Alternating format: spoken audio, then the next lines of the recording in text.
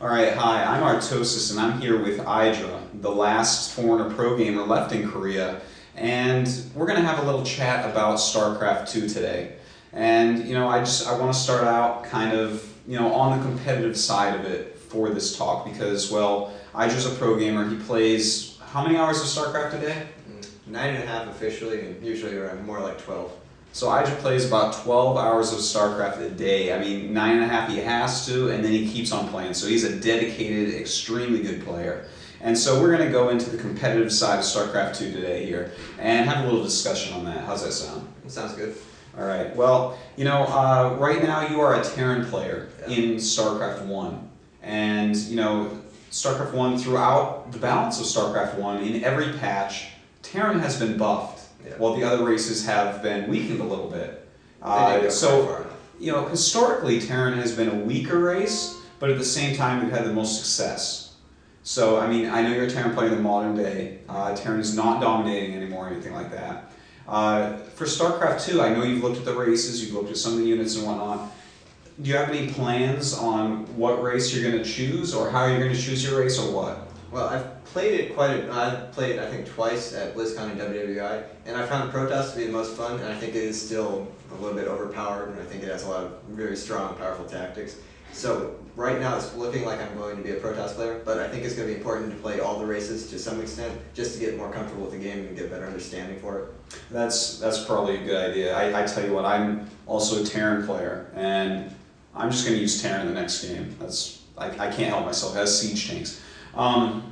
Now, in StarCraft 2, you said you played a little bit, and I've read basically reports from everyone who's played at these events. I've really been going through, keeping up to date on different forums with people who are discussing the game, so many different sites out there. And there's a lot of discussion on what units are in there, what the game's like right now. And from the highest level players that I could find that had been playing StarCraft 2 so far at these events, there seems to be some general consensuses. For instance, in StarCraft 1, for Terran, early game, you almost always expand against Zerg.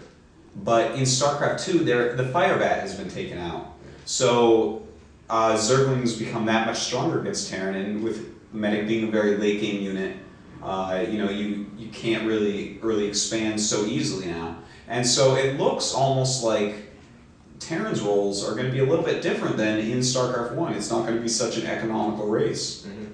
So what I'm trying to say, I guess, is you've used Terran a little bit. What do you think about this exactly? Is it just something that's wrong with the balance now, or do you think the game itself is going to change like that? I think the game is going to have to change because of what you said about the changes to the infantry units. You're going to have to go for higher tech units to be able to deal with Zerglings. I think it seems like the Hellion is supposed to be the it's supposed to be the direct counter right now. Yeah. And to be honest, I didn't play a whole lot of Terran, but the one build, especially versus Zerg, the one build I found that seemed good was like 2-port Banshee into mechanic units, and that seemed to have the most success. Because really, the infantry units, Marauders are very strong against more like Zealots, but with Zerglings, there's so many of them that the slowing grenade type thing, it doesn't really affect them much because it's just one shot, it's not splash damage. Yeah, that's true. The Fire Bat has been taken out, and the Vulture now has the Fire Bat's weapons. So, I mean, it's a little bit odd, but, I mean, Vultures and Fire Bats both own Zerglings in StarCraft 1, and, I mean, that's the closest game to what StarCraft 2 is going to be, so that's the best we can do, I guess, is to compare it to that.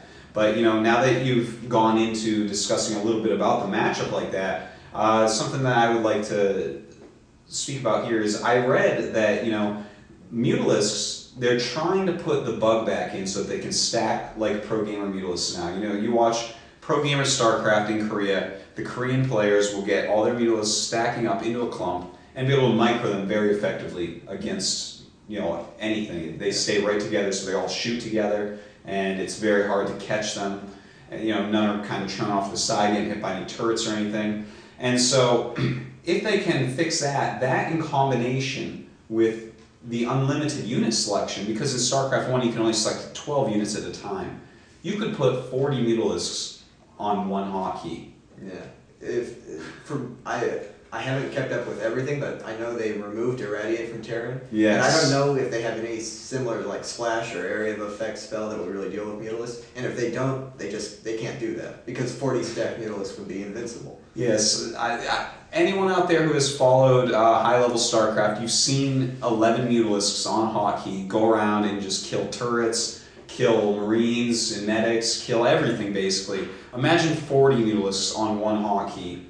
You'd be flying around killing depots and killing command centers.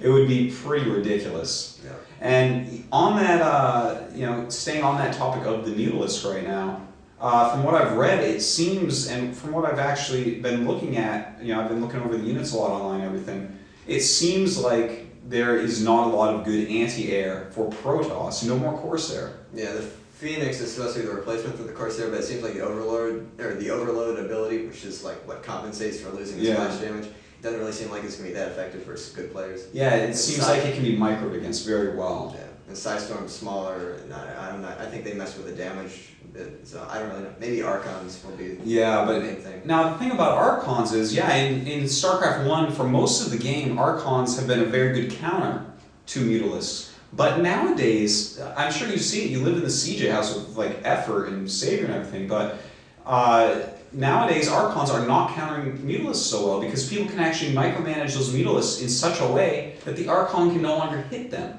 Well, if you're on the open ground, becomes a lot more dependent on like if they catch you on bridges and stuff like that. And it's possible to deal with it to an extent. Yeah. But since they're going to be so much more powerful, having like 40 on one hotkey, I think that would definitely be a problem.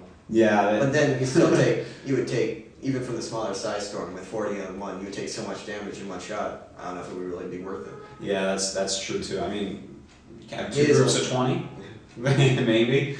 It is a lot bigger risk reward thing with so many more units.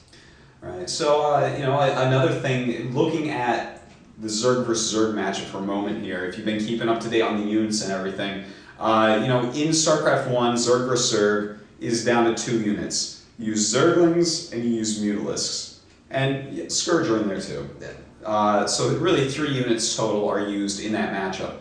And that is it, because it's based upon Larva. There's really not that good defensive capabilities by Zerg. It's really expensive to make something like a Sunken Colony. So it's come down to those 3 units. And in StarCraft 2, it's looking like it might be even less than that. There is this unit